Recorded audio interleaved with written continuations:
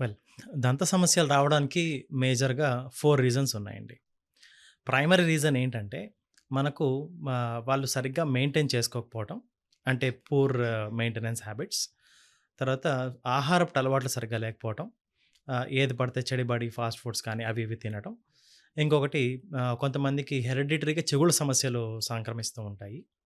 కొంతమందికి vitamin deficiencies ఉంటాయి. ఇంకొంతమందికి పళ్ళనేటివి కరెక్ట్ పొజిషన్స్‌లో లేకపోవటం మూలంగా వాళ్ళకి చాలా రకాల దంత సమస్యలు గూడా ఏర్పడుతూ ఉంటాయి. ముందుగా మాట్లాడుకుంటే సరిగ్గా మెయింటెనెన్స్ చేసుకోని వారికే దంత సమస్యలు చాలా ఎక్కువుంటాయి.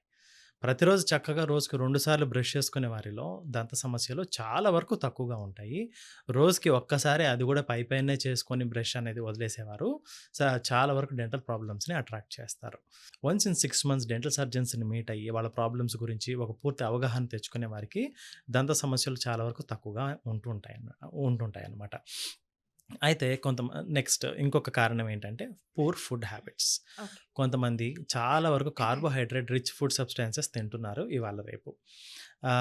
చాక్లెట్స్ కావచ్చు, కూల్ డ్రింక్స్ కావచ్చు, హ్మ్. కేక్స్ కావచ్చు, చిన్న ఇవి పిల్లలు ఎక్కువ తింటూ చిన్న ఉంటారు. పిల్లలు ఎక్కువగా తినేటువంటి అవును. సబ్స్టాన్సెస్.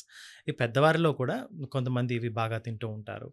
ఆ విధంగా కరెక్ట్ ఫుడ్ ఇది లేని వారు ఫుడ్ హెల్త్ డైట్ అనేది సరిగ్గా తీసుకోని వారిలో ఈ పుచ్చులనేటివి ఎక్కువగా ఏర్పడుతూ ఉంటాయి.